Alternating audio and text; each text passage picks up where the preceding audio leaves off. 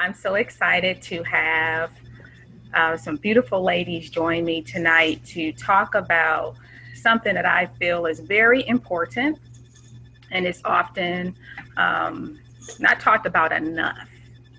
So, there has been this ringing theme with some ladies that I've been talking to about conversations that we tend to have on the couch. And I just wanted to open it up to the masses. So I hope that what we share tonight will help someone. It may go deep. I feel as if we're going to laugh. It may bring some people to tears, and that's okay. Our aim is to just share with you what we've experienced and how we are handling those challenges that we face from having absent fathers in our lives. So I want to go ahead and warn you all, this is my first time doing a live on Facebook. This is my first time being on video with Tamisha, Lauren, Nicole, and Camille at the same time. And I just felt like you all would gain a lot more if we were on the call together as opposed to me bringing them on one-on-one. So since we are all in the comforts of our home, some of us may have to excuse ourselves during a portion of this live. So if you see us step away, some of us said we may put up the old finger.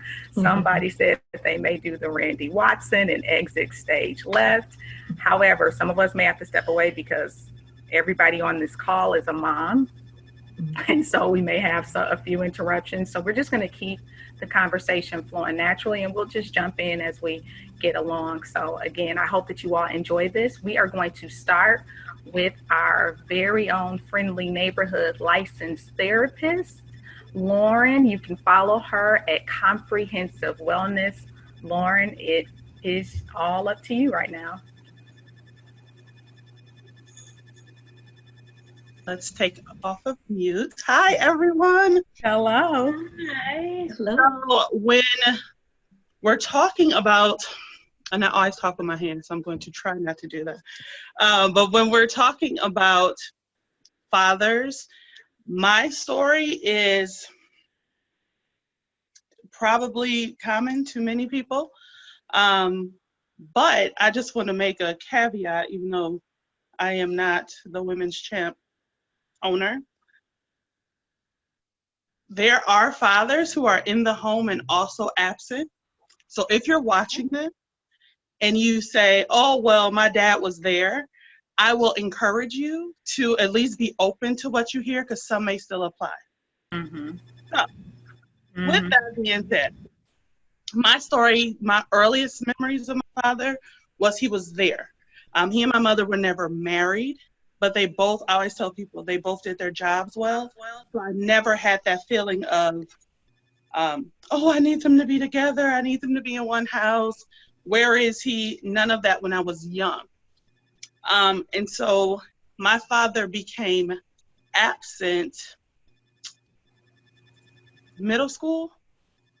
So it was before 8th grade. So maybe 6, 7, somewhere around that. And so what happened is, when I tell people about the stages that I went through when I was young, it was a lot of questioning of what did I do? And it was more internal as far as how it affected me. And that went for a good run. Now, mind you, my father was always in the same city. He did not live that far from me, especially when I was younger. So it wasn't like a slow, maybe now that I think of it, maybe it was a slow separation where I'm waiting and he's not coming. Or one memory I always remember was when I was in middle school and Eddie Bauer was all the rage then, okay? Yeah. And so it was Father's Day coming up, and I used to save my coins. I always saved all the change I had and would take them to Pick and Save. Well, it was Jewel then, and put them in the machine to get money. And so it was Father's Day. I went to Eddie Bauer, bought the shirt, And I had it for him to come get, and I told him, like, I have your shirt, and he never came and got it. The great thing for that was the 90s was all about tomboy gear, so I started wearing it. So that's how that fixed itself. So it wasn't for naught. However, that's something that always sticks out about how it could have had, well, there could have been connection, there just wasn't. Out of the blue, as far as I was concerned as a child. So young me questioned a lot. The middle stage for me was about high school to early college. Then I was just flat out angry. So I went through the what did I do, and all of that. Then it came to, you're ridiculous. Were you gonna say something, Cuddy? Yeah. Go. And I really would prefer if y'all can be off of mute, because that way it would sound more like a conversation. But Okay, it's something else she has to tell me to do. Just the 5 of us, because the live inadvertently ended. We're not sure why. So Toya, Ty needs you to give him the host control back.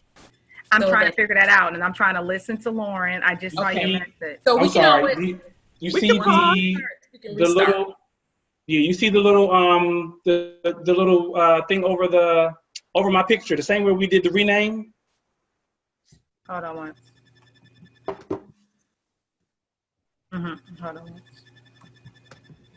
Make host. Okay. Yeah, make me host. And Ty, just stay on. Just leave your logo there, and I'll tell people. Yeah, that's what I'm gonna do. It is. That's what I'm gonna do. Okay.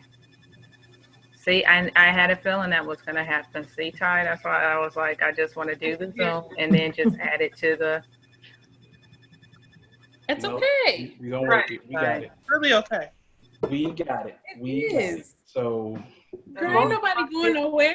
Most of us need to listen with Exactly. our They can't go ears anyway. nowhere. We What are you say, right. Camille? Most of us need to listen with our ears anyway. Let me So see. Yeah. if they can hear you, they can hear you. Mhm. give me about 30 I seconds. still don't like that I couldn't share it.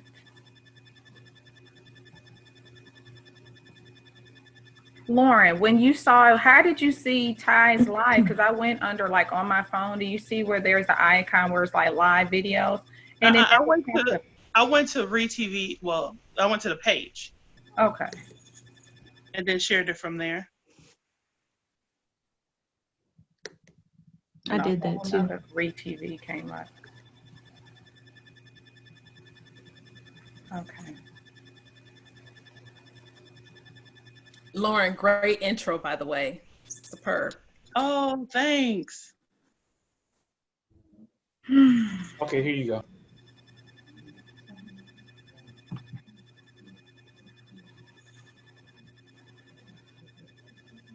So do I need to start another watch party? I think so, yeah.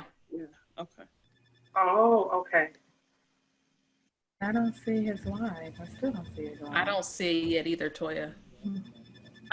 Well, unless that was the old one, but it says a minute ago. There it is. I see it now. You see a new one? I do. It has live. It's blinking. But for whatever reason, I can't select watch party. So I'll just share it. Here? Yeah, I'll just share it. Yeah, I can't even see it. Hold on. Let me go back in. Oh, cool. Okay. Yep, I got it now.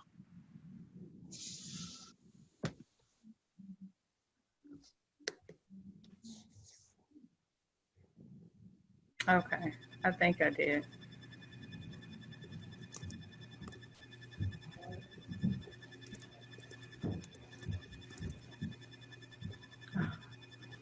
Still no.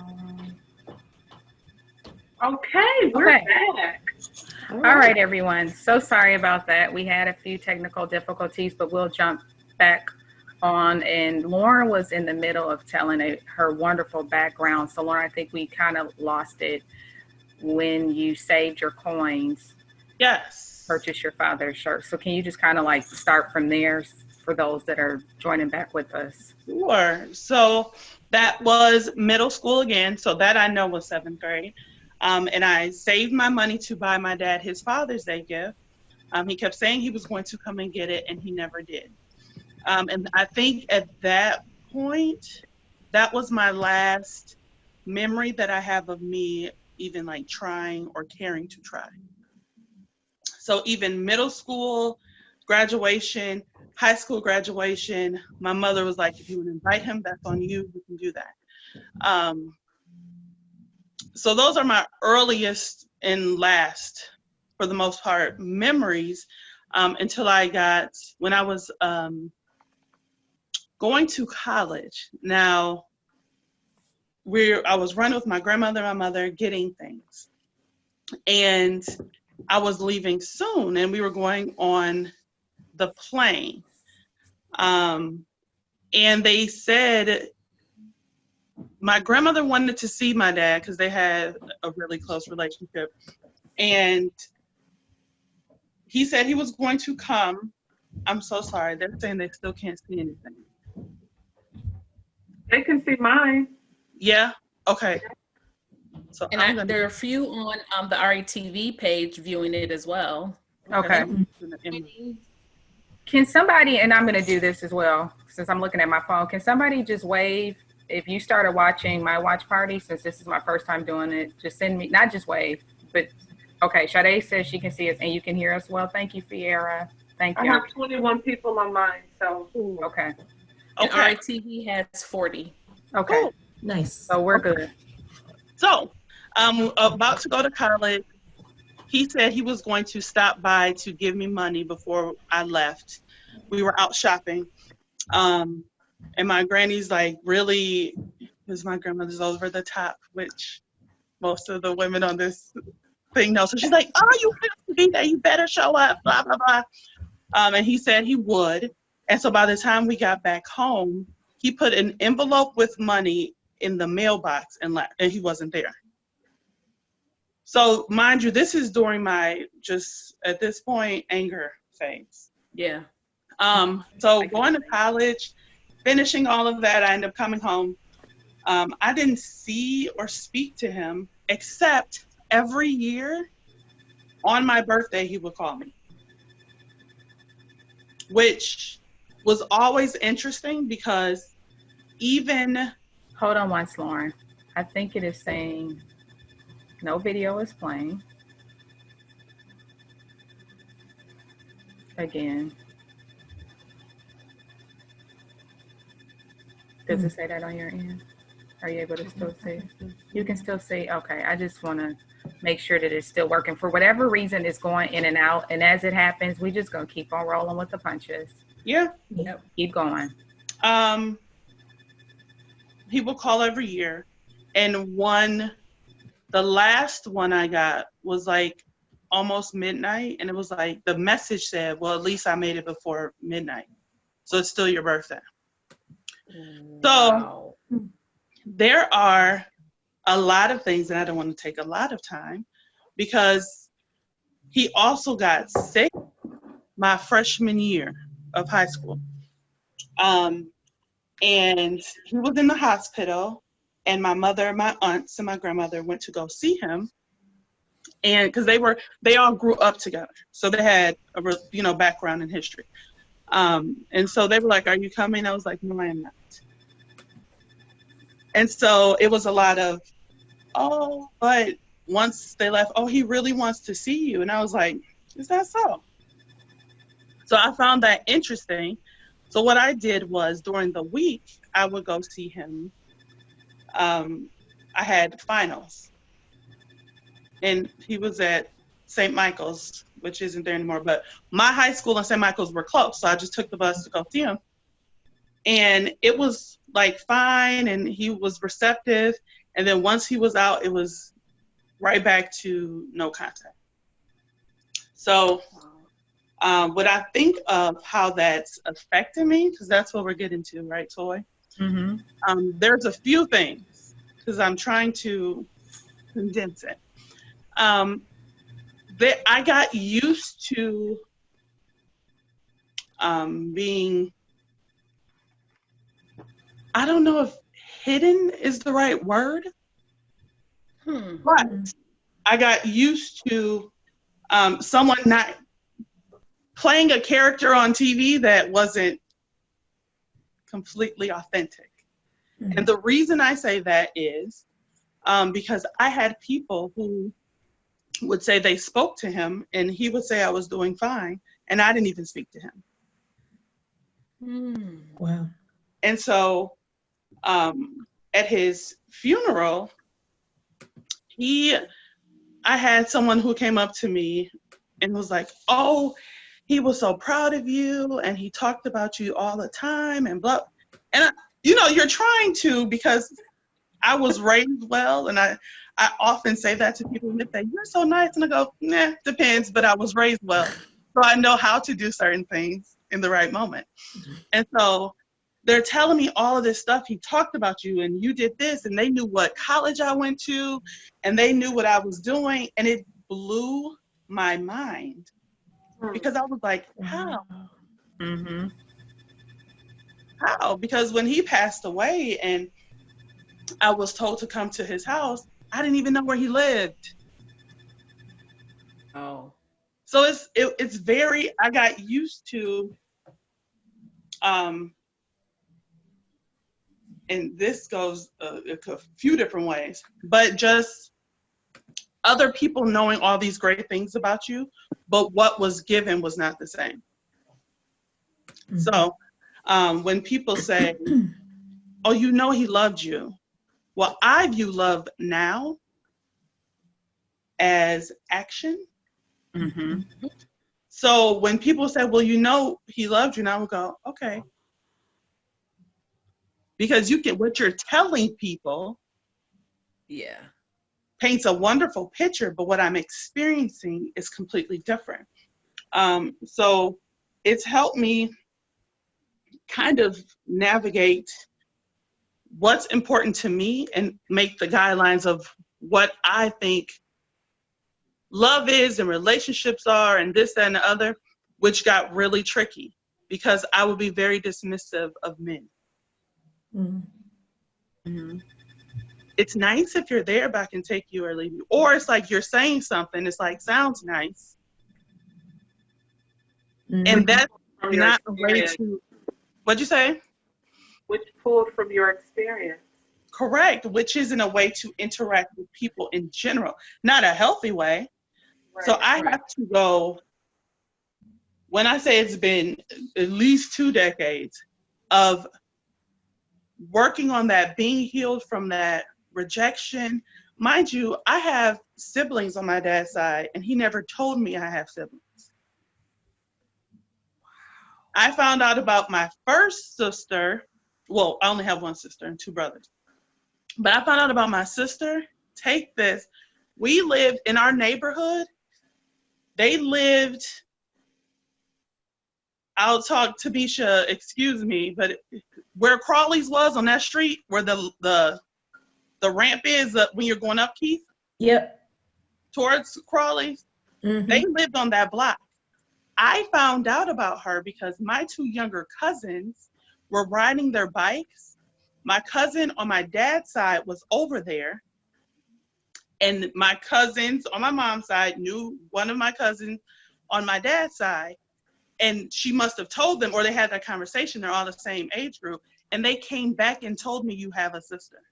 Wow. I randomly saw her as a child when we were at a church because she went to that church. You remember that toy? Yes. And somebody came up to me and said, that's your sister. And they pointed pews away. Mm-hmm. And I had no clue. Mm-hmm. None. I found out, well, my sister contacted me the year she got married. So I was an adult.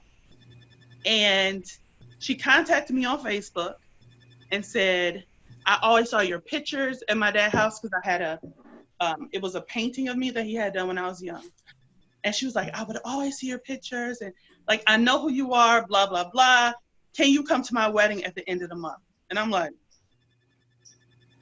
Wow. But I had to take some serious time to reflect and think and see if this is something that I would want to do. But she wanted me there so badly. And I was like, what's the worst? She invited me, so she must want me there.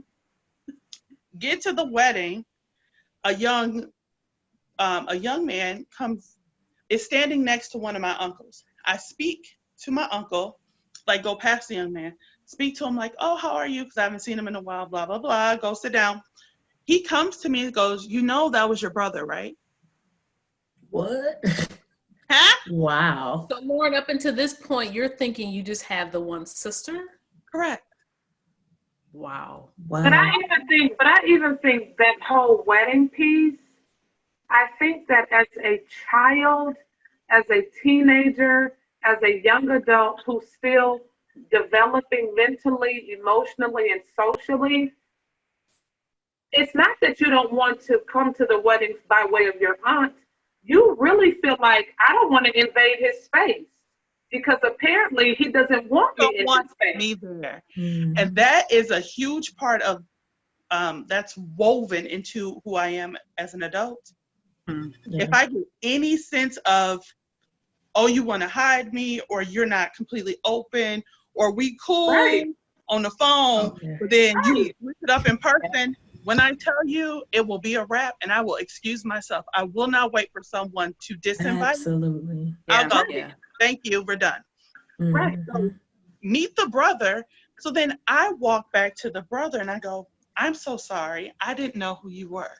Learn his name, tried to connect with him after that.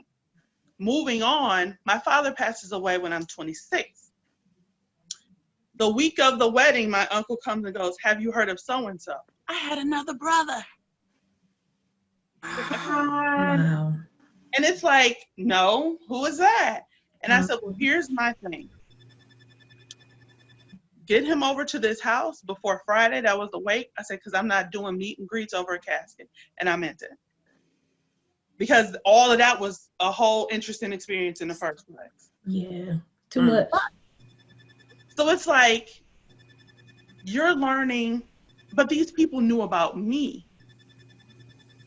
And again, that relates to relationships too. Mm-hmm. Then all of a sudden, it's the side chick who knows all of your information. But I'm thrown out, off guard, because it's like, you knew me and I don't even know you exist, but you can you point me out to other people. Wow. It's Just just, so, like, as a woman, how do you champion beyond that? Beyond the hidden you? when I tell you, Wow. go ahead. Question. Well, because there was a time in your life where you Sorry. were made to feel hidden Mm-hmm. by the person who's supposed to affirm you and Yep. highlight you. Mm-hmm. When I tell you what has helped me with that piece of it is years of hard work. Yeah. And when I say hard work, it's just looking at things for face value and going, I know what I experienced, but I have to get past this, because if I don't, where it will take me emotionally, where it will take me mentally, is a place that I cannot afford to be in. So I often, every few years for sure, I do self-checks where I'm like, what's going on? Because if something is reoccurring, I want to look at that and Mm-hmm. see, why is it reoccurring? And where is this coming from? And 9.5 times out of 10, Mm-hmm. it has been childhood based, and it has come from rejection, Yes. and it changes its form. It shape shifts. It's a shapeshifter. Mm-hmm. Yeah. Mm-hmm. So it's like, well, this Absolutely. person didn't technically say, I don't want you in my life, but why am I feeling this way? Because at some point, it's mirroring rejection. Mm-hmm. Yeah. It's saying you're not good enough. Right. Yeah. But you are, but you aren't. So it's a battle. Mm-hmm. So how I had to champion through that is literally seeing things for face value and fighting through it and go, yep, this hurts. So if I got to cry it out, fine. If I have to be angry, fine. But I can't stay there. But Lauren, doesn't that go against your survival mechanism? Does Yeah. that like completely, it completely contradicts the mechanisms that your mind and your emotional being created as a child. It is such a spiritual battle.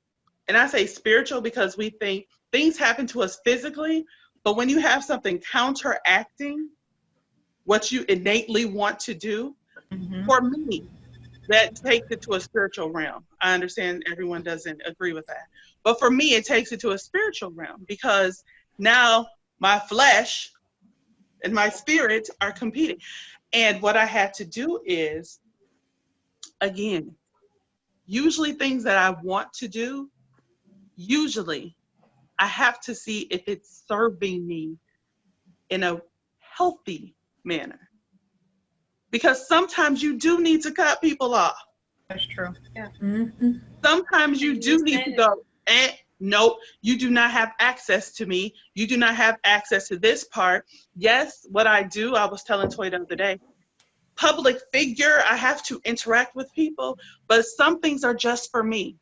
So just because you Right. see me post a video doesn't mean I'm going to run down all of my business to you because I still need a part that is private. Right. We all do. Yeah. Going and seeing, how is this serving me? Because Yeah. is it that I'm scared or I don't want to be open because I'm scared of being hurt or reliving something? If that's the case, then I just have to fight through it. Yeah. Wow. You said so much, Lauren, that mirrored my journey. And I saw Camille, Nicole, and Tamisha all doing this because we could all Uh-huh. identify with that. Like, seriously, because I met siblings. When I went to my father's funeral, I was meeting my oldest brother for the first time as we were walking into the funeral. I met my oldest brother for the first time, and that was his first time laying eyes on our dad. Wow. Wow. And Wow. I met my brother that's 8 days younger than me in the 8th grade because our last names were so unique. A friend of mine walked up to me in middle school. Well, it was a girl that went to middle school with me. I wouldn't necessarily say that was a friend, but she was like, "You got a brother?" I said, "I'm supposed to," because my mom had always told me about him. She said, "Well, I went to school with him." And because my last name, again, was so unique, it was like, she has to be related to him. And that's how we met. And we were 14 years old. My dad did not introduce us. And the last week and a half of my father's life, that's when I met my other siblings. Yeah. And I could go deeper, but I really want to let the other ladies get an opportunity to talk. But just thinking about how I met my siblings without the help of my father, and one of my sisters found me on Facebook. And I was like, wow, all of these people that are connected to me, and I don't know them, but what resonated more with me was the fact that I didn't even know a part of myself because my dad wasn't around. When you talk Yes. about being hidden, that's how I felt. And I experienced being in a relationship with, to me, this person kept me hidden. And so when something happened, but I realized that I wasn't crying over what happened with him. I was crying over something that happened to me 12 years earlier when, ding, ding, ding, our grandmother made me, as a married woman with children, go visit my father in the hospital. My brother had called and said, "Hey, our dad is in the hospital." I was like, okay, because at that point, the thrill was gone for me to meet my dad. Like, I had all these dreams of, as a little girl, going to the mall with my dad. I don't know why, in my mind, my dream was always holding my dad's hand, walking in the mall. That's so sweet. I never had Not by yourself. Toy. But I'm just telling you, I was so Pollyanna. You know what I mean? No, It's like not that. by yourself. But here's the thing. But think about the psychology of it. Because, Nicole, we could even go deeper, and I guess I do have to tell a bit of my story. Because my father was a foreigner, I didn't identify myself with being other. Okay? And Cody would be like, Toya, but you are. That's a whole nother conversation we got to talk about with women of color and our complexion and our hair. But I ain't going to go there tonight because we just don't have the time. Tonight we're going to stick with daddy issues. So let me fast forward. It's 2000, probably 2005. My brother says, hey, our dad is in the hospital. I was like, okay. Because at that point, I had lost the thrill of building a relationship with him. And I didn't realize how my heart was hardening over the years. I was so used to him not being there. I remember sitting on a bus, and because I knew that my dad was tall, anytime I saw a man that was about 6'6", I wondered if that was my dad. I would go, I wonder if that's my dad. So grandma goes, well, we're going to see him. I'm like, okay. So we go to the hospital. He was shocked to see us. I mean, my grandmother made me go, and I'm grown married with children. She makes me go. She's like, we going.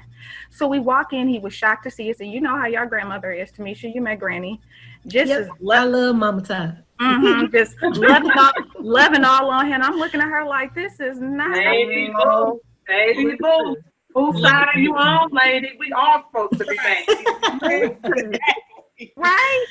So we're sitting there, grandma, of course, and the two of them are talking. I'm not talking. His best friend walks in the room, somebody, of course, I had never met. And my dad says, oh, that's my daughter. And his friend looks over. And I'm even getting emotional saying this now. But his friend looks over and he goes, oh, I thought she lived in Chicago. Wow. Referring to my dad's other daughter. Wow. So his best friend didn't even know that I lived in the same city as him. So let's fast forward 12 years later. I'm dealing with this gentleman and he doing whatever he's doing and chooses this other lady. And when I walked out and I went to my truck, I said, oh, these tears is not about this. This is about the rejection that my father did to me 12 years earlier. But here's the kicker. I told Tamisha this the other week. She didn't even know this. Because he was a Spanish speaker, because he's from a Spanish-speaking country, I'm in middle school in the 6th grade. And a young lady walks up to me and go, I know your dad. And I'm like, who would possibly know my father? Because I could count on one hand out of my entire life that he had came, to visit me. And she said, he was helping me with my Spanish homework last night. Awesome. Whoa. But let me say something really quick. That's crazy. When you go back to that moment when you were dealing or had an encounter with that young man who chose another woman over you, and the tears started falling, and you realized this isn't about this situation, this is stemming from something else. I think it's key that we like point into and dive into that we do not heal will constantly be revealed. It will continue and repeat to heal itself over and over again until you allow yourself to be healed from it. Right. And what we will do, we will continue, because life is full of lessons. You're going to keep walking through that door. You're going to keep walking through the same door. The door will look different. This door, he was tall, dark, chocolate, and handsome. The next door, he's round, roly-poly, with bow legs. It's different looking doors, but you walk into the same door. I don't think Toya gonna walk through that door. Not that one.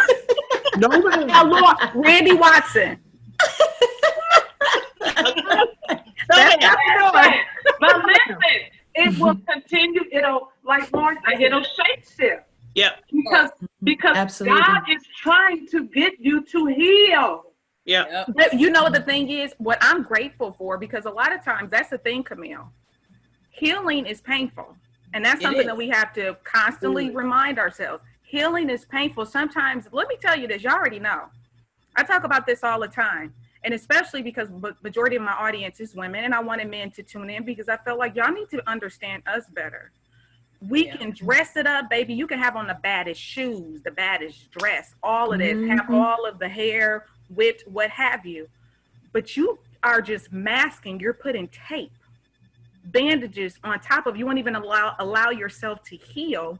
Wow. And I'm grateful to God that I was exposed to that. Because let me tell y'all how deep it ran, and I feel like we're gonna go even deeper. It talks about being hidden, the rejection. So not even just that rejection, but that rejection affected me as well as my relationships with all people. Because you feel like if the Yep. one person, like All I'm people. here because of your seed getting with my mom, if you didn't accept me, why would I expect anybody else to truly Yes. accept me and forget everybody else? Me. How do I accept so much Yes. of me that I don't even know? Yes. So we Yeah. trying to figure Yes. all of this out. And one of my favorite scriptures is, in all that getting understanding. It's hard for us to understand each other because we have all of this mess. Right. Can I say something really quick to that, Toy? When we even say scriptures and healing, for people who are believers, for myself, it affected my relationship with God.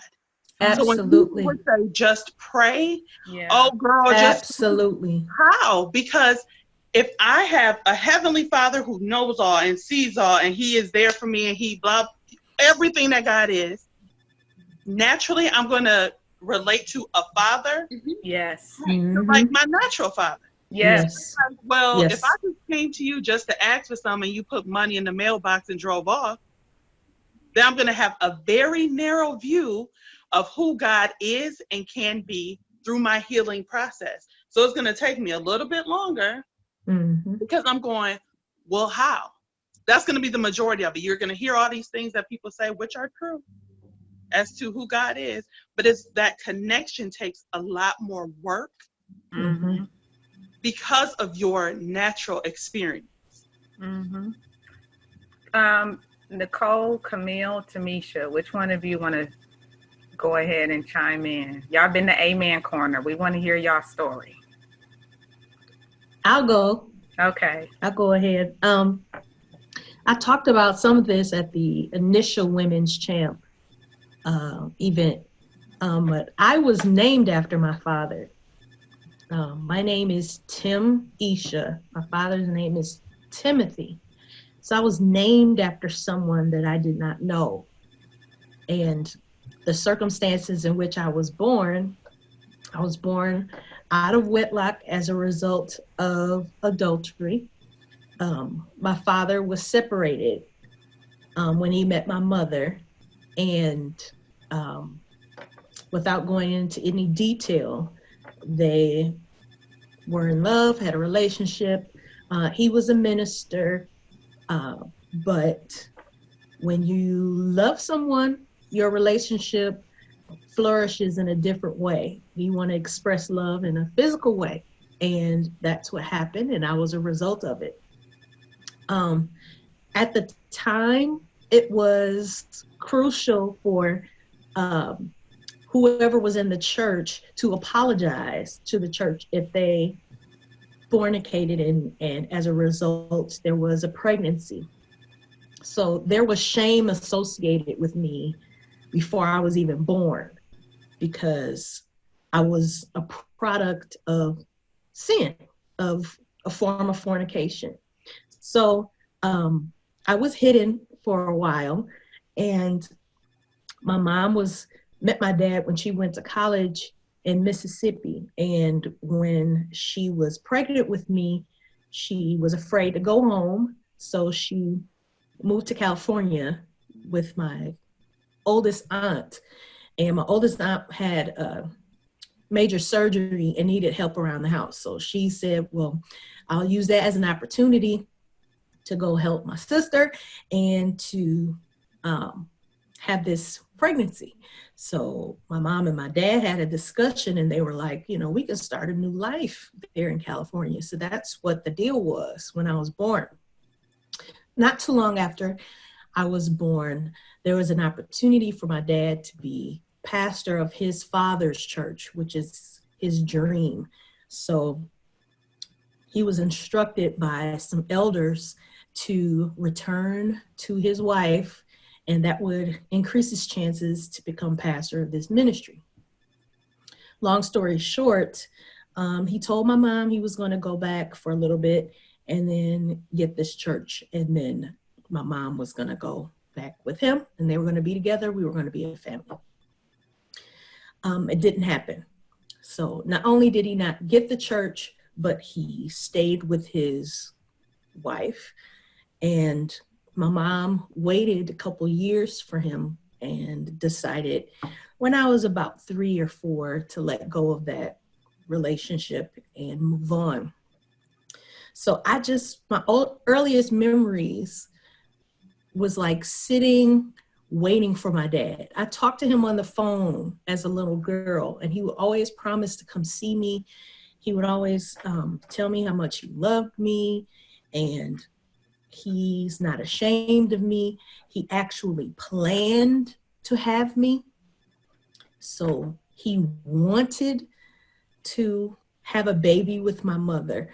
So with him saying all these things, how much he loved me and he wouldn't come see me, I think the first time he came to see me, I was 3. And I vaguely remember seeing him then. The next time I didn't see him until I was 12. And it was after my grandmother died. My grandmother was very instrumental in raising me. And I was 12 when she died. And that was the first opportunity I had to go visit my father and my family, his side of the family in Mississippi. And I often wondered why, it took so long for me to go down there. But my mom had to apologize to his wife about their relationship. And so before I could even go, my mother had to repent to this woman. And she had already repented to God. She had already repented to church. But anytime I came up in conversation, my dad's wife had a hard time with it. And talking about forgiveness, some people forgive and then some people put on the back burner. So it's not forgiveness, it's just not in the forefront of your mind. So unless I came up in conversation or I would call to talk to my dad, that was the only time she was reminded of me. And then the anger and all of that would come up. So get down to Mississippi, see my dad, never knew what he looked like. I was named after a man. My mom would tell me, you got lips like your dad. You act silly like your dad. And I wanted so much to be like my mom, but she was telling me I was so much like my father, a man I didn't know. When I met him, I actually felt like, I don't know this person. I can't be like him. I can't look like him. I don't know him. And even spending time with him, I still felt like I wasn't getting to know who he really was. I felt like he was putting on an air for me because how I was raised, and I was raised without him. Similar to Lauren, the times that I would speak to him were my birthday. And even to this day, I'm 40, he sends me $100 on my birthday. And that's, unless I call him, that's the only time I'll talk to him. And it took a long time for me to get to the point where I was okay with not having a relationship with him. I wanted something that he didn't want. So it takes 2 people to want the same thing. How can 2 walk together unless they agree? So I wanted a relationship, but he didn't necessarily want that with me. And I think the thing that really, it wasn't even that he didn't want a relationship with me. It was that he still maintained a relationship with my mother. So all these years, I want him to call. I want him to be there for me. And he wasn't, but he was for my mom. And my mom would know how that would affect me. So she wouldn't always tell me, I talked to your dad today. She would tell me sometimes. But it got to the point in college, I was just like, why doesn't he want to talk to me? Why doesn't he want a relationship with me? His actions don't say that. Opportunity to ask him that? Oh, yeah, I did. So when I was getting ready to graduate from college, I asked him, would he come to my graduation? And he said he would. And I said, it's really hard for me to say this, but I just really feel rejection from you. I don't feel like you want me to be in your life. And he's a preacher. He's a pastor. So immediately he shut me down and started quoting scriptures. And that's the enemy telling you that. And that's not how I feel. You know, that's not right. Wow. And there was never any accountability on his part. Yeah, I would have said that's the enemy in you, sir. Answer the question. Right. You know, there was never any accountability. So I was like, you know, he was there when I was born. He came to see me when I was 3. I went to see him when I was 12. If I wanted to see him, I had to go down there to see him. He wouldn't come see me. He wouldn't. He came to my graduation and barely talked to me because his wife was there, and it was like she had him on a leash. He couldn't smile. He couldn't hug. He couldn't touch us. I even have a picture. He's standing next to me with his back towards me instead of putting his arm around me or embracing me, telling me I'm proud of you. It was none of that. He left early. He wasn't supposed to leave until Monday. He left that Sunday right after church. And then again, I went down to see him probably twice. When I was getting ready to get married, I said, you know, there's this young man I'm in a relationship with, and I think he's the one. I think we're going to end up getting married. He came up here to meet him. And I was like, wow, my dad came up here to meet my future husband. Is awesome. So he came up here because he had an argument with his wife and thought 33 years of marriage was going to be thrown down the tube. I was like, so you really didn't come up here for me. You came up here to vent and to cry about how terrible your relationship is. So it was never about me. He ended up not helping me with my wedding at all. And he called me the night before my wedding and said he wouldn't be able to come because he was having chest pains and doctors wouldn't advise him to travel. So he didn't give me away at my wedding. So he's just, you know, I had to put in my mind that he's not my definition of a father. He participated in me being created, and he's a relative. That's kind of how I didn't harden my heart to him. As a matter of fact, I talked to him earlier today. But the relationship that I have with God the Father could not be based off of relationship with my father. So even though I'm named after him, I don't identify with him as it relates to a father-daughter relationship. I only relate to God in that way. Even when I tried to find father figures, some of them took advantage of that, that void. There was one man that I was really looking to be like a father figure mentor.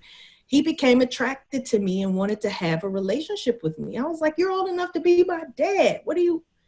Wow, that's distorted. Very distorted, very distorted. So I was challenged. Even some men that would be like big brothers to me, their wives or their significant relationships that they were in, the women would be jealous of me. So then they would back off, you know, well, she, you know, her daddy's not in her life. So she's looking for, you know, a daddy. So she wants you to be her daddy. So I've even had people pull away from me because of the daddy issue stigma, big brothers or relationships. So the spiritual father that I had as a pastor was also my cousin growing up. So he was the one that I used as an example of the love of a father. And that's how I was able to get through, and even now to get through it. But even psychologically, I think I'm over it and I think I'm okay. But even today, some of that rejection causes me, like Camille said, or maybe even Toya said it, to reject yourself or not accept yourself. There was a lot that I couldn't accept myself. Like, I'm not pretty enough. I'm not small enough. I'm not petite enough. I'm not light enough. I'm not dark enough. I'm not tall enough. I'm not, you know, maybe that's why he didn't want me. Maybe that's, and so I assume everybody has that same rejection that my father had. So if my father didn't want me the way that I am, other people won't want me. And it starts with you, because I told you the other day, you didn't even know this, but you know, for people that are watching, Tamisha and I met in the 6th grade and have been friends since we were 11. I thought she was the prettiest girl at Samuel Morris. Pretty. Oh. So to I hear never, that, and on the phone, Tamisha was like, "Me? right. You thought I was the pretty?" I said, "Girl, yes, I admired you so much." You know, Nicole always laugh at my memory, but I'm like, I remember your Spanish name in 6th grade. Like, I thought you were just the cute. I really, you were Carmen. Like, I remember. I was Carmen. But so funny. But it goes back to accepting you. So there's that assumption that there has to be something wrong with me. I think we need an answer. I think that's just how our brains are. It's like there has to be an explanation for this. And it runs a lot deeper. I hope I don't sound like I'm shouting because I get excited when I talk. But it runs a lot deeper. This is why men need to watch. Because obviously with all of our dads, there was something going on with them to abandon their children. Yeah. There just was. And I even ended up picking a man that's very similar to my dad. Nicole is going to touch on that. That perfect segue. Nicole. I was going to ask you though, before we get to me, how were you able to compartmentalize the two? Meaning you kept your father in one lane, but you were still able to develop your relationship with God the Father in another. Which I know Lauren spoke to, that it's, I know for me as well, it was very difficult to make the connection. Having a spiritual father, my pastor growing up, he kind of helped me to compartmentalize. So it was a lot of hurt, a lot of years of questioning, why am I here? I'm not supposed to be here. I even had suicidal thoughts, like if I just, take my life, then I won't be a bother to my father. I wouldn't be a stress to my mother. So it took all of that. My pastor had a key sense of discernment, and he could see that on me. And he spent time explaining the word of God to me, explaining who I am according to the word of God. And it took several years. It still takes, I still have to meditate on the word. I still have to stay connected to God, because sometimes that void wants to rise up again. Like my mom got sick a couple weeks ago. She was showing symptoms of the coronavirus. And I was just like, I cannot lose my mother. I just can't. And I was having a panic attack, an anxiety attack. So I had to go back to the word. I wanted a father to comfort me and be there and hug me. And God did that for me. Yeah. And I think that, like hearing you talk and hearing that question that Cody just posed, I think that for people who don't know God the Father, they are that level of security is not there, because your natural father built the foundation, albeit a faulty foundation. That's the foundation that was formed and built. So God the Father has to come and, because when you're dealing with the natural building, if the foundation is off, the building is off. Absolutely. The building will always tilt. There will always be something wrong.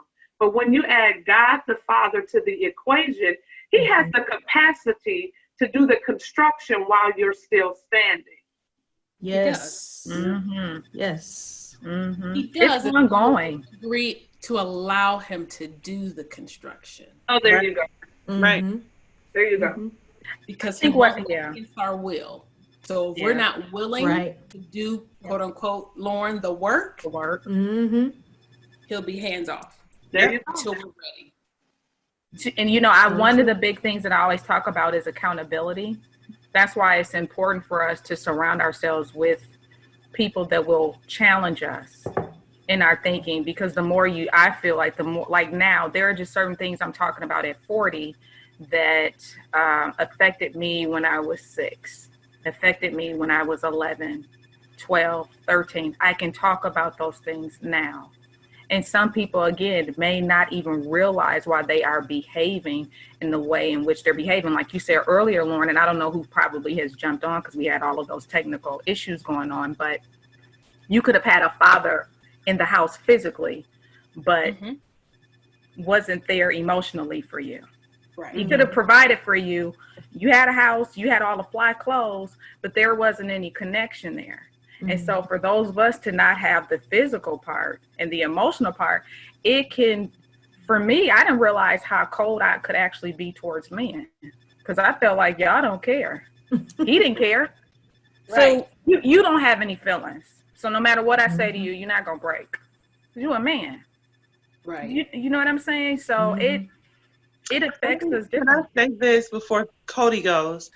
That's why when you're saying we have to allow God to do it, it can be so difficult because we're piecing together our own answers physically. Yes. Like when Toya was saying we want to answer. Our parents, right or wrong, love them, have issues with them, whatever, they give us our identity. Yes. Until we know otherwise, we're just going with the flow. My name could be something completely different, but my mom would call me Lauren my whole life, so my name Lauren. Do you know what I mean? They give us every part of us until we're able to create that. Right. And so when we don't have that, we have to piece something together because if it doesn't make sense, we won't be able to function. Really. And so if we're doing just kind of when it comes to relationships and things of that nature, oh, well, I know I don't want this because of my experience. So I know I don't really know what I want, but I know I don't want this. That's still not helpful because it's not directing you to a goal or telling you what it is that you want. So many people are going through the motions, just fly by night, making it up as they go along with no right or wrong. If I went to Cheesecake Factory and ate 800-page menu and I said, well, at least I don't want steak, I still have 799 pages. That's not going to help. Yeah. And so your natural father is supposed to tell you you're beautiful and who you are. Yeah. Your name, his name, because most people have the name of the man, most. His name is supposed to carry weight. Right. It's supposed to mean when you hear this is who you are. I always go to, Lion King. He went to Mufasa, told him, this is who you are. Yeah. Can I say something? Can I say something?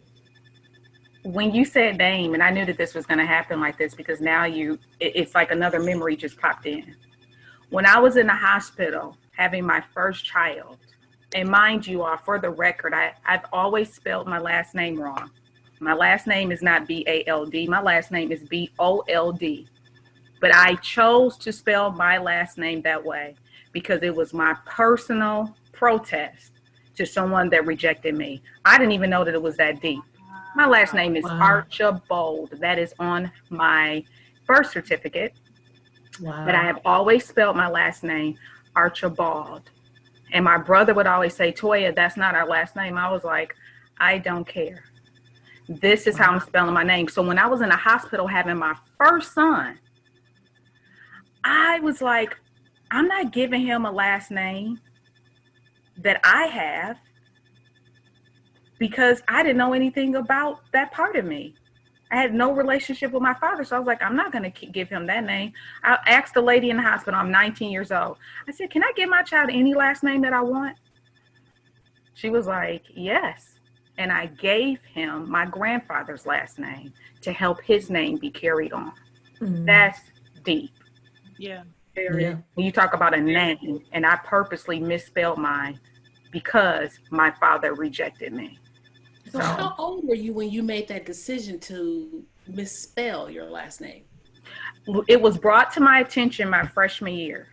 I was on an activity bus. This kid threw a glass bottle on the activity bus. I had glass shattered in my eye, so I had to go to the hospital, St. Michael's, where I was born. And so, of course, your information comes up. And when I looked, it said Archibald. I had never paid attention to my birth certificate. I had always written it with an A, always, to my recollection. So even when that was brought to my attention, I was just like, I'm not changing it. Gotcha. I'm going to keep writing Archibald because that's going to set me apart in my mind from you because you don't accept me. Mm. So I don't care how many times, and we could talk about this, how many times people tell you you're pretty and all of this kind of stuff. They don't know what's going on the inside of you. Again, the person that should have been showing me the way, this is how a man treats you. It's a lot of things I did not know. Absolutely. And I'm learning at 40, but that's just me. Nicole. Journey, right? So yeah, my story is pretty similar to those who shared theirs so far, where my mother had me when she was 18 years old. I remember growing up and seeing her high school graduation picture and her being in her cap and gown and she walking across the stage with me in her belly. And knew that, you know, her and my dad, they met in high school. And, you know, one thing led to another, and I was the product of that. They both attended Marquette University. Because of the strain of the relationship and my father not really giving my mother what she wanted as far as a relationship, my mother withdrew from college. She tells me the stories to this day, how she would take me to her college courses with her, sit me on the desk as, you know, as she's in class studying. And it was just one day she was on the city bus and she just came to this recollection, I can't do this. I am going to do what I have to do to preserve not only my heart, but also my mind. And Lauren, to your point, because at some point it becomes a spiritual battle, psychological and spiritual battle. So all my life, I've known my mom to be a very hard worker. You know, she's always worked. Fast forward, I was probably 3 years old and she met who is now my stepfather, or we now call bonus dad. And Ricky has, I know actually two. Ricky has been in my life since I was 2 years old. And so I've always known him as father, but I've always called him by his first name. Wow. I've never called my father, I can probably can count on maybe two hands the amount of times I actually called my father dad. The early memories I have of my father are elementary school and possibly early middle school, where certain holidays, he lived in Illinois. After a certain time, he did move to Illinois. And I would go and visit he, his wife, and their two daughters. So I'm the oldest on both sides, both my mom's side and my father's side. And I remember this one particular Christmas. I was at my father's house in Illinois and called my mother crying, please come get me. Because I was just uncomfortable. The lifestyles were just very different than what I was accustomed to. Not that there was any physical harm or any emotional harm or anything like that. It was just the lives were just completely different. I didn't feel comfortable. I caught my mom crying. And I'll never forget, that is the last time I was ever invited or probably even wanted to go and visit my dad again. And that was probably, I gotta say, maybe 5th grade, 6th grade, if I remember correctly. Mm-hmm. Fast forward to high school, and I had always, once high school came, freshman year, sophomore year, me and my mother were just at odds. Mm-hmm.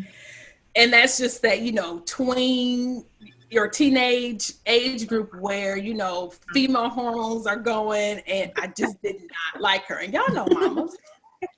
But I can say this confidently. She never, ever spoke ill will about him ever. Mm-hmm. At least not to me. Mm-hmm. Yeah. Okay? Which I commend her for that. Because she was of the mind, you're going to continue to live and you're going to make your own decision based upon the relationship or the lack thereof with your father. That decision has to come from you. That can't come from me. And I will always respect her for that. So I remember sophomore year in high school, I was like, look, lady, we're not getting along. And y'all know I am so emotional. So back then I was just always on 100, crying all the time.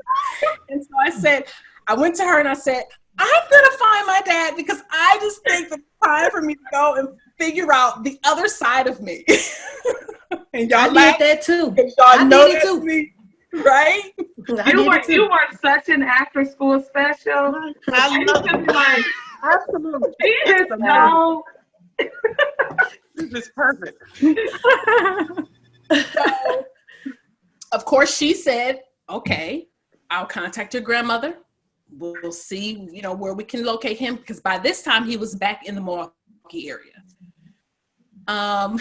She was able to set it up. I was able to go and meet with him. Now, mind you, I probably had not seen him maybe 3-4 years at this point, if not longer. And I remember sitting down and having a conversation with him, and I was just very frank. I want to get to know you better. And I think the only way to do that is for me to live with you. Mm-hmm. And you all, I'll never forget it. It was almost as if the roles were reversed. He became the child and I became the adult. Wow. He withdrew and went into himself as if I'm not prepared for this. And all he said was, that's not a good idea. We can't do that. It's best that you live with your mom. And all I said was, okay. And I think I made a mental decision then. It's his loss. I'm done. I've tried all that I can do. I'm done. So there was no phone calls. There was no phone calls on birthdays, Christmas, holidays, none of that. My next recollection of him is my junior year in high school, when I went to go study in Costa Rica. And my mother must have told him, because I didn't tell him. And I came home and there was an envelope in the mailbox addressed to me from him. And there was money. But when I tell you, that was probably the most disappointing gift I have ever received, because I was like, I don't want the money. Mm-hmm. I want you. Right. That's it. Yeah. Right. Yeah. That's it. Yeah. That's it. This, I'm gonna spend this in a matter of minutes and it's gonna be gone. Almost symbolic to our relationship. I talk to you for a few minutes and then you're gone. You're gone. Yeah. Yep. So, dealt with that. Fast forward to high school. Didn't see him, not to high school, to my senior year of graduation. I remember him coming to our home and I was putting on my cap and gown. We didn't have an exchange because by then I was like, I don't see you. I don't acknowledge you. You're here because my mother told you that this is occurring. And I remember I could hear him say, I won't be at the graduation. And I think it was because of the attitude that I had towards him at the house. And my mother marched right behind him as he was leaving out the door. To this day, she won't tell me what she said. But let me tell you, he was at that graduation. Thank you, Auntie. Thank you, Aunt Sandy. That was the last, I would say, milestone event that he participated in. Because, of course, from there, by that time, I'm 18. My mother's like, you're an adult now. You're going to make the decisions on, what he comes to or what he does not come to. So I did not invite him to my college graduation. And I didn't even invite him to either of my weddings. And yes, I've been married twice. This is the last time. But that was more so a survival decision. Yeah. Mhm. Because I finally let go of the dream of being daddy's little girl. Yes. And I said that in order to keep my sanity, keep my emotions, or so I thought, I just have to disconnect myself from him and unfortunately my sisters as well. Okay. However, as Camille alluded to earlier, if we don't heal, events seem to resurface over and over and over again. And I can equate that to the relationships that I had with men. One, I always, with the exception of my first boyfriend and my now husband, I always dated older. And I never understood why. And it was always an age difference of, let's say, 5 to 8 years, always. And it wasn't until later in my life I realized I was searching for, quote unquote, or what I thought was maturity, what I thought was not necessarily a father, but that protector, someone who could take care of me, right? And so when I would get into these relationships, I would latch on quick. But it wasn't to the standpoint where they thought I was crazy. I always had a very good way of building trust with a man, to the point where we would be dating just a few months. I would have the keys to the house. I would have keys to the car. And my girlfriends would always be like, how the heck? I don't know why that was. Well, I do know why. Because I wanted that sense of security. Right? And you know what's so interesting that you said that, Nicole? I had the capacity to have that same trait where give them a week, they would be talking about longevity and marriage. But for me, that was my trap for them. So it was a totally different vein that I was coming from, because mine was, oh, I'm going to get you in good and I'm going to drop you like a hot cake, just like my dad did. Wow. Okay. Wow. Before you can drop me. Exactly. Isn't that interesting? Very interesting, to the point where I was the reverse. All the signs would be there that I needed to let you go. But there was always something in me to say, okay, what else can I do to prove myself that you won't leave? Yes. So yeah, I'll take the being cheated on. I'll take the verbal abuse. I'll even take somewhat of physical abuse. Just don't leave. Wow. And it got to the point where it was just unhealthy, to the point where I thought I was losing my mind. You know? And I always, the pattern of how the enemy works, whenever I made the conscious and the heart decision to say, okay, I'm done. God, you have my focus. This is all about you. Y'all know how the enemy works. Bring something tall, fine, smell good. And easily I would be distracted. It happened in high school. Then it happened once I moved to North Carolina. And it got to the point where after the last relationship I had with the first guy I dated in North Carolina, I said, okay, enough is enough. Or so I thought. Made that same declaration. Okay, guys, you and me. Another tall, dark, and handsome guy come my way who ended up living the next apartment complex to mine. I was like, this is not good. Too close to home. But it wasn't, unfortunately, I have to be honest, it wasn't love. With the others, it was love on my end. With him, he was always Johnny on the spot. whatever I needed from, y'all know me, I'm the woman, you know, you can get to me through food. So whether it was him cooking for me, or I used to sing all the time and would do these marathon Sundays, and he would say, well, Nicole, if you leave your apartment key, I'll do your laundry for you. I mean, he was just, when I had car trouble, Okay.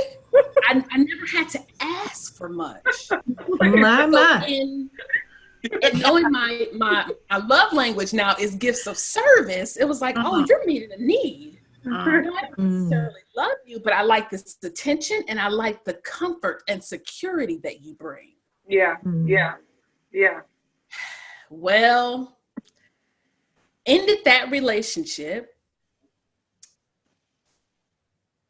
And I'll say this, we were engaged and I knew the engagement was not something that I should have done.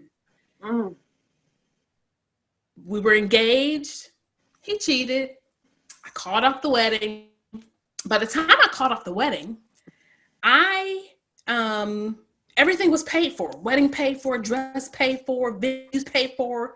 Family has their airline tickets to come. And my mother said, we're still going to come down. We're going to make a party out of it. Although you're not getting married, we're still going to have a good time. Okay, great. They all come down. We have a great weekend. The Sunday that they left, this feeling of depression just came over me. And I'll never forget calling him on the phone. Now, this is the ex-fiance, the one I was supposed to marry that weekend. Calling him on the phone saying, come over. He was like, Nicole, this is you? Because mind you, right, I had cut everything off. I made the decision that night. I'm going to get what I need physically and send you out the door. Some of you may know the story. That evening, he comes over. I do my thing. I literally, as I'm leading him to the bedroom, I literally see an angel wave his hands like, don't do it. Wow. I literally looked past the ex-fiance and was like, I tried it your way. My heart is still hurt. Wow. I'm not going to do it my way. Wow. That is the night our daughter was conceived. Fast forward through maybe 2 months later, I call him, let him know that I was expecting. He says, oh, we can get married now. I was like, wait, what? No, that's not what I want. But because once again, he was going to be there to be that security, or so I thought. Yeah. I wouldn't necessarily have this stigma of bringing a child into the world out of wedlock. And you know your family. And the little girl in me had always made a commitment to myself to say, my children will always grow up in the household with their biological parents. Nothing against my stepfather because he was a great provider. Yeah. I give him that. But there was always that void of, I want my dad. Yeah. So I didn't want my child to go through that same thing, right? So I was telling Toya the other day, history repeats itself because I'm repeating a cycle of marrying my father to a certain degree. And now my child is going through what I went through because her dad and I are now divorced. And the relationship that she now has with her father, it's only when material things are being delivered or money. Yeah, they talk on occasion on the phone, but there's not that, I'm going to pick you up, we're going to spend the weekend, I'm going to take you here. That longing that we all as little girls have. Now she doesn't have it. And just today, she told me and her now bonus dad, Mom, Ty, I'm breaking the curse. Come on. This is unfair to any child to have to go Oh, wow. Yes. through. And I commend her for that. Yeah. Wow. But at the same time, the mom and the little girl in me Yes. says, hey, I missed the mark. Yep. because I know that feeling. Mm-hmm. I know that longing that you have that isn't met. And I used to tell her, Dad, do you not understand that you're her first God? Yeah. So the Yes. relationship you set Mm-hmm. quite possibly can impact the relationship that she has with the Father. Mm-hmm. But because I chose to be with someone who does not have a close relationship with the Father himself, or at least at that time, I can't speak for present day, I really couldn't fault him. I fought me for making that decision because I had the warning. Mm-hmm. Wow. I just Yeah. went my Wow. own But way. Nicole, let me ask you Wow. something. As a mother, Mm-hmm. I don't even know if you have tackled this yet. How will you make sure that your daughter stays on track to stop the cycle? Yeah. Very good question. So I am very transparent, or at least I believe I am. Mm-hmm. And that probably is a better question for her from her perspective of my delivery or my openness of information.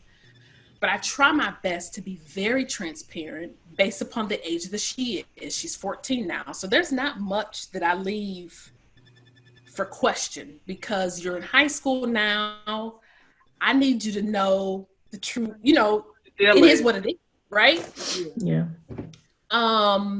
So I explain not just my story, but I even explain my mother's story. Thank you. Yeah, Mhm. yeah. So that she understands the history, right? Mhm. I think if we guard our children with history and with knowledge, Mm-hmm. then they can make better decisions, right? At Absolutely. least my goal is that she won't make, I know she'll make her own lessons. I like to call them lessons, not necessarily mistakes. Yeah. She'll make her own lessons, but hopefully they're not the lessons that I've had to go through. Yeah. Yeah. While at the same time also teaching her the importance of meditation and fostering a relationship with the Heavenly Father, which Yes. I must say, she too is having the challenge of making the connection because of the current state relationship with her own father. Mhm. So that we're still working through, Yeah. as well as, of course, now that she's in that teenage year, God help me. Y'all. I'm not looking forward to that. Yeah. What Jake say? Get ready, get ready, get ready, get ready. Lauren, Tanisha, I will be Camille. calling on you quite often. Come on. Yes. I may just fly her down to Texas. How about that? No, you know I'll take her. You know I'll take her. She But already got a tube. I'm hoping that you offer yourself some grace because at the end of the day, Yes. we all have a choice. I think what is great, again, because you know we can go deeper because if we even talk about our grandmother history, Yeah, right? you know what I mean? And so on and so forth. So then it's like, here we are. And this is why we have to talk. We have to create these platforms to talk about this. Too many times we keep certain situations hush. And this, Yeah. We're not going to talk about this. We'll talk about Yep. that, but we're not going to talk Right. about this because it goes back to it being very painful. And like I told my children, I said, there are certain things I'm going to have to share with you all. And it's going to be hard to hear because I need my children to understand. Sometimes parents, we try to put ourselves in this light. And children, again, see us as gods and goddesses. They do. Mm-hmm. I am human. And that's something I told my children. Yeah. I'm human. Right. Yep. I am going to make, Nicole, those lessons. I have made a lot of lessons. And a lot of it, I wasn't able to deal with. It didn't hit me until I was in my 30s. I'm responding to something that happened to me when I was a child. Yeah. Mm-hmm. Lauren, so let me tell you what I end up having to do after her dad and I divorced. Here I go again. Enough is enough, right? But this time it was enough is enough. I relocated to actually Dallas, Texas. Dallas, Texas will always be known for me as my healing ground. Okay. That is where I was able to really go deep and figure out, why do I keep making the same decisions when it comes to men? Why am I so, I second guess myself a lot of times. Why do I even reject myself? Reject my creativity, reject my confidence. Why is that? And at this time, Sydney was probably 5 or 6 years old, moved to Dallas, Texas, and I just did some soul searching and literally had a conversation with myself and with God and said, if this is who you've created me to be, then I need you to develop. I'm giving you permission to help me to develop into the woman that you want me to be. Yeah. And it was more so not necessarily for myself, but for my child. Yeah. I kept saying, I don't want her to make the same lessons that I've made. And I want her to be able to see something greater as far as the decisions that I make, right? In the midst of that, he introduces a young man. And at this time, I'm like, I got my plan. It's going to be me and my baby until she's 18. I'm not marrying. I'll date. I'll have fun. But something serious? Nah, I ain't going to do that. I've been there, done that. I don't think I want to do that anymore. However, this guy was different in that he listened, not just to my words, but he listened to my heart. And that took me some time to get accustomed to. Because that feeling, I always, again, wanted from my father.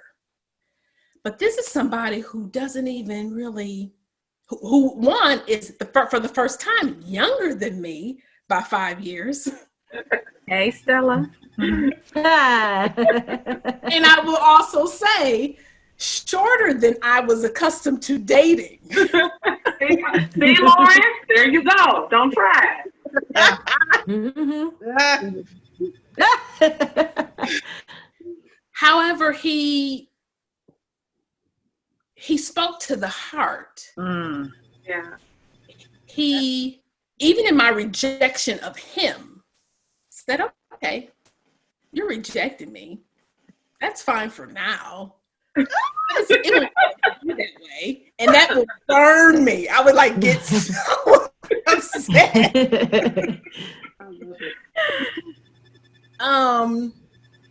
To the point where my mother flew all the way from Milwaukee, Wisconsin, down to Dallas, Texas. She called me and she said, have a babysitter ready to watch Sydney because you and I, we have to have an adult conversation, no kids allowed.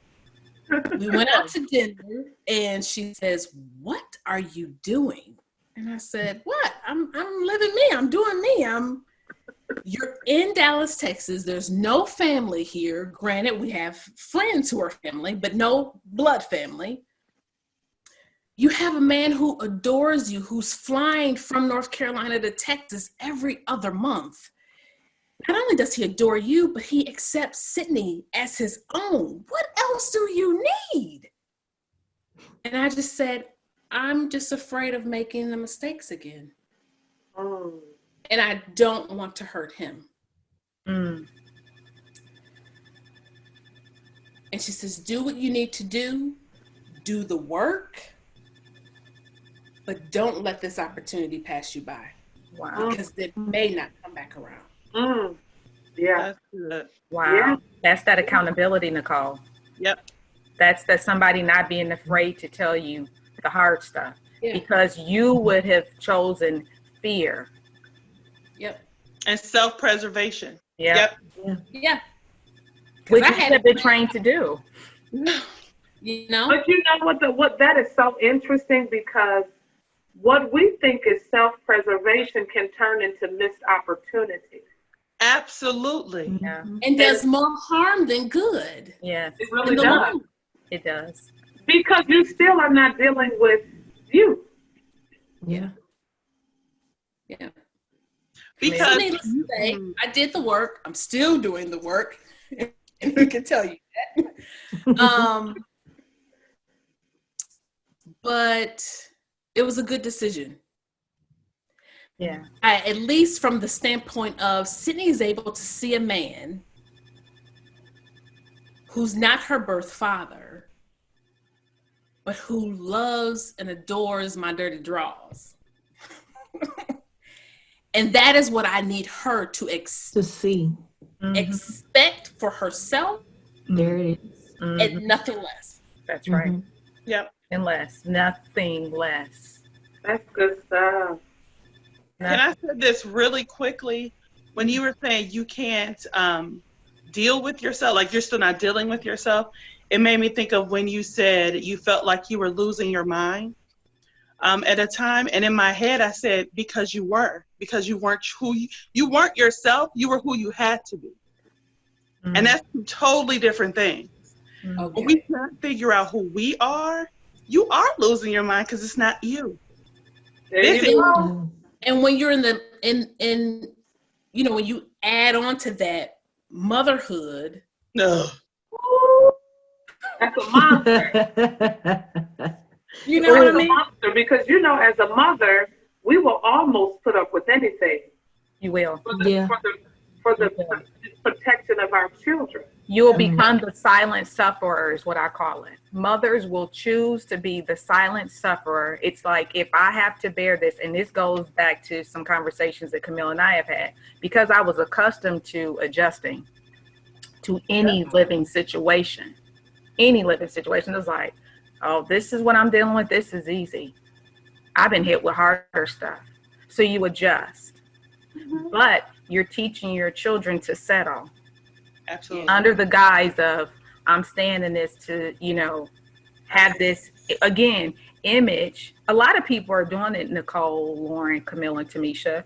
They are trying to fight for this life that they wanted as a child. And all the while, you know what's happening? Children are being born with people that don't even love each other. Yep.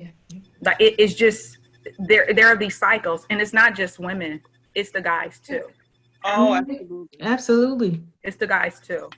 But Camille, I know this is great. Camille, I want you to jump in and give us some history on yours. I think for me, my daddy issues stem from obviously my father being an absentee dad. I never saw my father as a child. So while and You what's so did. interesting, You just don't remember. I don't remember. Yeah. I think I was like 2 or 3, Mm-hmm. but I have no recollection of that. And while most young ladies have flights of fancy of, you know, holding their dad's hand and I never had any of that. It never crossed my mind. The only encounter that I can remember as a child was we were living on 41st Street, and my mom called my dad. I don't know how she got in contact with him, but however it happened, when he picked up or he got on the phone, I heard him say, "I don't want to talk to that F&B," and that's all I remember. So, and I think I had to be in elementary school when that happened. Mm-hmm. Mm-hmm. And from that moment, my respect for men completely dissipated. It was gone. Gotcha. And that's how I move through life. I move through life in a way of, I'll get you before you get me. And when I get you, you're going to know that I got you. Wow. Which carried me through high school. I dated a few guys at my high school, but then I ended up meeting my now husband, Raymond Monk, and God bless his soul, because when I tell you he has incomparable staying power, incomparable. Yeah. Because he saw me through a a lot of very dysfunctional phases of myself. I remember when I was in my early 20s, and I moved to Arizona, and like Nicole said, Dallas was her healing ground. Arizona was mine.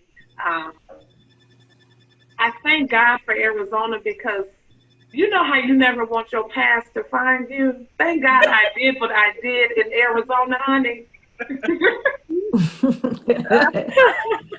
But I'll tell you this, the way I approached life and men was extremely, highly dysfunctional, but in today's world, it is championed. Yep. It's championed for women to secure the bag from the man. When you get the bag, drop him, find another one, get a bigger bag, and keep moving that way. So that's how I moved through life in my early 20s. I was always, I don't know how I did it, but I could smell money. You put me in a location, and I would say, there goes the money, there I go. And that was my, I wanted to get what I needed to get, and I wanted you to know that I got you. But that stems from my first encounter with my father, him completely disregarding me. So I blend that into my way of living in disregarding men. Extremely unhealthy. And because what it does to your soul is detrimental. Yeah. Because here's the thing, in order for me to get, I had to give something. Yeah. Yeah. Yeah. No free rides. Nope. Yeah. No free rides. And if it was not sexual, it was emotional. I had to play a role. I had to pretend. It was me coming out of myself only to try to harm you, when essentially I'm destroying myself. Yeah. Yeah. And there's so much of that going on. Again, in today's day, that's the new normal. Yes, it is. Yeah. That's the new normal. And speaking from that being my past life, and then to get married and to still have not dealt with my father issues, you don't want that kind of smoke. When I tell you, you don't want that kind of smoke. Because not only was I trying to zing my husband, in one breath, I was trying to cut him down, but in the other breath, I wanted him to affirm me. What sense does that make? And we know Todd women, we can cut with the tongue so smooth, so effortlessly. Yep. Don't make it right. Doesn't. But it just comes naturally that I literally have to catch myself and say, Nicole, like for real. Me too. I remember one time I was sitting in my husband, we were sitting in the bedroom, and this had to be about 3 years ago. And yes, I am a first lady. And yes, every 6 months I was considering divorce. So there you go. you're not alone. Hello. There was a moment in the bedroom, and I was going at him. You don't do this, and you're not doing that, and you haven't figured this out. And the Holy Spirit almost audibly said, you're looking for him to affirm you. That's my job. Wow. Wow. He ain't got it to give you. When are you going to release him from that? Yeah. Yeah. Yeah. Yeah. And Camille, it's interesting you say that because I got a similar message in from now on, when you speak to him, you will see my face. Ooh. Oh. My. But you know what that says, though? We don't have an excuse. Yeah. No matter what we've gone through. Jesus flow.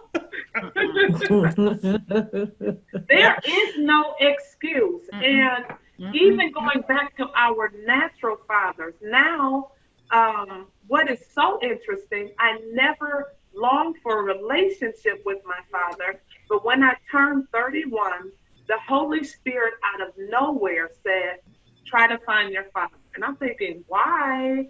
No, thank you. I'm not interested. But because I knew my cousin on Facebook, I asked for her mom's number, talked to her mom. I said, do you mind making an introduction? Lo and behold, blah, blah, blah. He was excited to meet me. And I'm thinking, this is strange, but I'll go along with it. Not even, I don't know how long ago it was after that or before, I had found out I was pregnant. And I believe the Holy Spirit was trying to get me to heal this wound. Here's the kicker. I don't have a daughter. I have a son.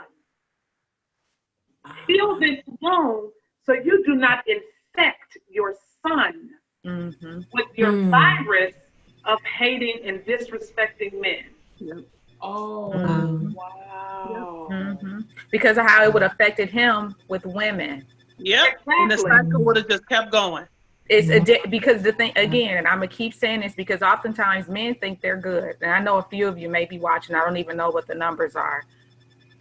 They think they're good and they get involved with women. And again, we become products of that. And then we have to go through this lifelong journey of figuring things out. So it's amazing the timing, Camille, in which you met him. And that's all God designed. Because like I said, I never had a natural desire. My grandfather was always enough. And if we knew anything about Joe Henry, he was enough man for everybody. Yep. I wasn't looking.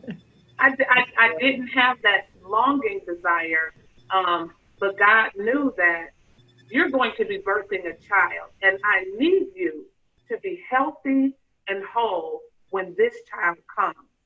Because Camille, if I know you like I know you, you can infect anything you choose to, because it's a choice. Infect, yeah. And I think that's important to do because like Cody said, and I think I can speak for you, Toya and Camille, and Tamisha from what I've heard from you. Our mothers, even though they had to deal with their own hurt and experience, they did not down talk men. They didn't down talk our fathers. There are so many women that all they can see is their hurt. I know I look like my father because I've heard it my whole life. When people go, oh, you look just like your daddy. Oh, my God. But my mother has never said that in a condescending way, in a way where sometimes she would just kind of laugh to herself, and she'd be like, oh, that's something your dad would have did. But it was never like a negative thing. And for women who may be watching, please go through the work for yourself because it will not only affect, but infect your children. If you come to the conclusion and come from a place of healing. Because if you come from a place of hurt or somebody just pushed the button and now you're talking about men in general, you don't even have to talk about their daddy. But if you're talking negative about men in general and you have a son, look how that's going to come across. If you're talking about men in general, you have a daughter, look how that will affect her. And it all is designed to keep us in a perpetual cycle of dysfunction and bitterness and never rising above and getting to the place where we could be. If we would do the work, it's so cliche, but do the work, go through it. When you feel that pain and you feel like you want to stop or it's too painful, that's actually the part where you got to keep going. Acknowledge. You have to acknowledge it. Other side of that. Not stopping at it. That's the wall. You got to go through that part. And you also have to be willing to, because when we say do the work, what it looks like is it's really confronting some of your own shortcomings. Because at the end of the day, your dad did what he did, but what did you do in response to what he did? And I'm not talking about as a child, I'm talking about as an adult. You know, I don't think that anyone on this planet outside of undiscovered and uncharted territory that we know nothing about, because, you know, people will get technical, but some people ain't got the internet. Okay, I ain't talking about them. True. But no one on this planet can say there are no tools for healing. No, no, no. There are so many lives that are going on like we're doing right now. There's so many books, sessions, people God is so just. He will always, always make way for his children to heal. Question is, do you really want it? Yep. Mm. And there is nothing wrong with seeking help from a professional counselor. Absolutely. In our community that has, become so taboo, which I think maybe in the last 10, 15 years, and Lauren, you can correct me, we're trying to come out of that, at least in our generation and younger, where we're like, yes, if you need the help, schedule the appointment. Get it. Your job The thing is, want free sessions. Get Yeah. it. because the thing, you acting it out anyway. And like you said, Camille, we all have different backgrounds. How Nicole knew how to gain that trust and had keys within 2 weeks. I'm like listening to your stories, like, wow, that's amazing. Mine was completely different because I was married young. I used to always tell Toya, honey, you could have secured many bags. Numerous bags, okay? She was like, she would go, no, Camille, this is what you would say to me. You would just look at me like I was just a poor rag. You go, you have no self-worth. I still had keys to the house and car when I moved to North Carolina, to the house back in Milwaukee. Wow. I got the keys. See, I didn't want to go there. I heard it, but I didn't want to go there. Thank you, Lauren.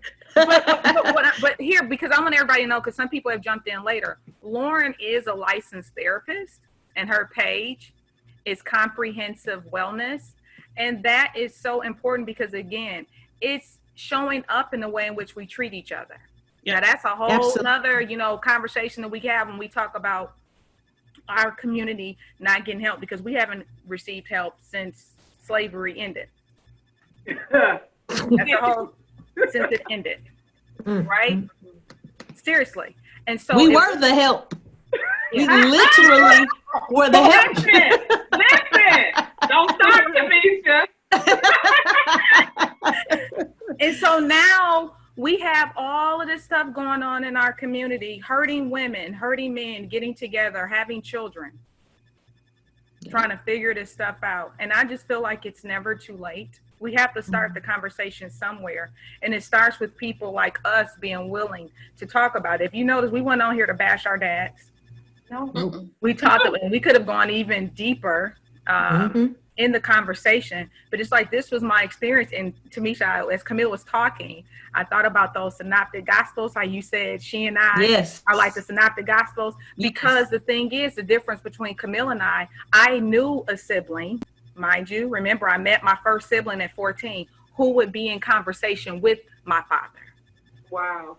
Yeah, that's a total difference. So if I know that you have his number, when I found out how close he lived to my grandparents, it was in walking distance when he passed away. I don't know what it's like to sit down and have a meal with my dad. I don't know that. No clue.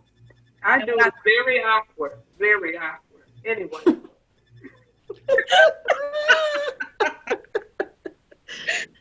And that sounds funny, but I didn't meet my dad until I was 31. So he's a stranger to me. Yeah. And I do my best to be my best self, but I don't know you. So it's very difficult. Camille, in that encounter, although this was not this was your father-daughter relationship, if I can say that, right? Yeah. The approach that you came with, did you have to turn Camille off and not have the motive of, okay, so what can I get out of you now? Absolutely. Here's what's so interesting, Nicole. I have never even told him my birthday because I don't want him to think I'm only connecting with you to get something. Now, my husband told him, but I wouldn't even share that. Yeah. Because again, like you said, I'm still doing the work. In my mind, like I did men back in my 20s, I don't need nothing from you. But what I'm going to get from you, there's the caveat. Mhm. That makes sense. Two different things. Yeah. Look how much Yeah. work you would have to go through to even get to that point, Camille. Because instinctively, you could run that a whole completely, like it can be a completely different story. And so you had to heal. Yeah. So I'm not Yeah. out to get you. Because Yeah, the and thing I have somebody said something on my live.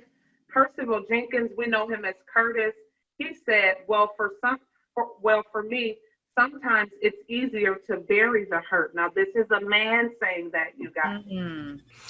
Now, I know from my experience with teaching that it affects men too. Because some of the boys that would act out the most, that would cry for attention the most, they had absentee fathers. Or their father was there and like Lauren said, wasn't engaged with the child. So I was like, why are these kids so angry all the time, so defensive all the time? They just get, and every situation, I guarantee you, it was related to the father Because in they some wanted kind to of be way. seen. They Wow. wanted Yeah. to be heard. That's Yes. not just we're just speaking from the perspective of women, but they wanted to be seen. They wanted to be heard. Yes. And so They needed to be affirmed. Yes. and see, and some of their that's another conversation. Their Great. affirmation has to come through having multiple women. Right. Yeah. Yep. Yeah. And That's another conversation. when you say, hey, Curtis, but when you say that it's easier, that could be true. I don't know when you came into the live, but is it better for you to behave that way? It can be easier, but you could be causing more damage. And it's like men are conditioned to not deal. Mm-hmm. Condition, and we can go like again, that's a whole different ball game. Whole nother. But We have to have some of them on. you can't cry, you can't do this or that, you a punk, you soft, you need to what, you still a virgin. It's all of this stuff that they are conditioned to do, external things. If a man goes and punches a hole in the wall, people would be like, okay. But if a man said that hurt my feelings, when people would look at him like he's insane. Mm-hmm. And then if they get women like us who weren't healed, because again, I told you I had this natural hardness, and I told Camille the other day, it's funny how she and we're sisters and we're still learning things about each other. I said, Camille, I'm not as easy on men as you think I am, because again, in my mind, y'all don't feel anything, because they don't react. Like if our feelings are hurt, and like Cody was a great example of that. Like she was emotional, she was gonna cry and let you know what was going on with her. But with them, it's like, nah, I gotta show you that doesn't affect me. So it hardens them, and so it starts again. That's why we have to be careful with the words that we say to our young boys. It's not okay for the girls to cry, and then you tell the boy he can't cry. Why would he have tears if he's not supposed to cry? Because then what happens, guess what, women, when we haven't dealt with these daddy issues, we create menaces to society. Absolutely. And who keep hurting women. And again, that's another women's champ topic that we would need some brothers on here to have that conversation. Yes. Looking forward to that one. Seriously. So, I don't know if anybody else had anything to say. I want to tell you all, thank you so much. I feel as if this is just the beginning.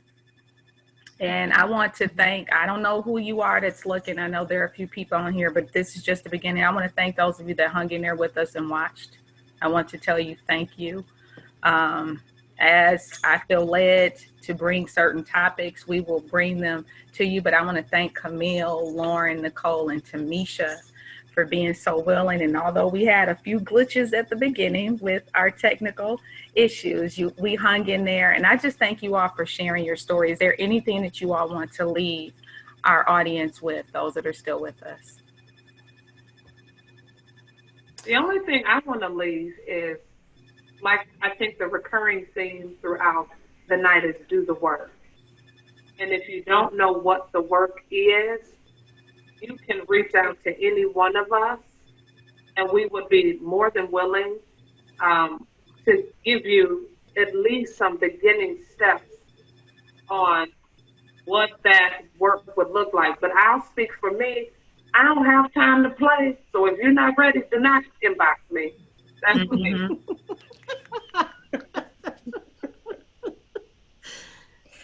Yes, Lady Monk. I continue to hear somebody say it's impossible. It's impossible. Mm. And all I'm going to say is the word impossible is actually 2 words. I'm possible. Wow. Mm. Put yourself first. Wow.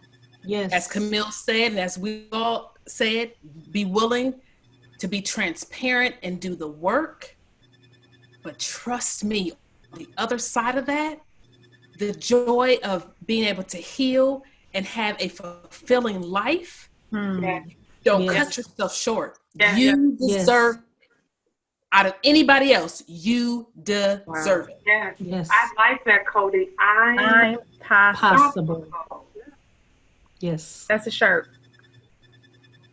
I'm just gonna Yeah. throw that That's a out. shirt. Idea. Yeah, That's a shirt. absolutely. Shirt, that's a hat, that's a pen, that's a button, That's Okay. a bag. Girl, that's everything. that's a fridge magnet, it's all of it. But one thing that I want to leave with you all is that although your earthly father is partly responsible for your identity, you were made in the image of God. So that's the identity that really you can connect with to better know who you are. Because God knows the amount of hairs on our head. He knows, He knew our end before we were born. So at the end, He already declared our beginning at the end. So search out who you are through the Word of God, who God says you are. That's true. And I am agreeing with everything that the ladies have already said. But it's just do it for yourself. A lot of times we'll say, well, do it for your kids if you can't do it for yourself. Your kids are not fools. They know. can see through a lot. They do. Do it Yeah. for yourself. Do the work. And it takes admitting your faults. It may take admitting your mama's faults. It may take realizing that everything you have known was done incorrectly, even if it was done in love. And once you can start there, it will open you up to get to the healing. Once you come to that knowledge. Yeah. But this was awesome. Thank you, Toy. It was. Oh, my goodness. This was perfect. This is my last thing I'm going to say. Well, I really want you all not to hang up. Nicole, when I disconnect from Facebook, can you just do what you need to do? Because I have to ask you 5 ladies a question. But I want to encourage everyone to follow, to like Read TV. You see their screen, I think somewhere, or at least I see it on mine. I don't know if you guys can see it, but please like and follow Read TV. One of the owners, Nicole, is on the phone, and this was a vision by her husband, and he wants to put positive relationships on a platform, and he has been so gracious as to invite Women's Champ to partner with him. So although we are doing this Facebook Live, this show, and there will be more to come, will be on that platform, so you can always go back and take a look at it. So I'm so proud of them. So please like and share Read TV, RETV. And I must say that Women's Champ will be made available on the RETV platform, which is on your mobile device. All you have to do is download the app. Every Thursday night, 7 p.m. Central Time, Women's Champ material will be aired on RETV. Thank you. So proud of you. Thank you guys. Thank y'all for hanging with us.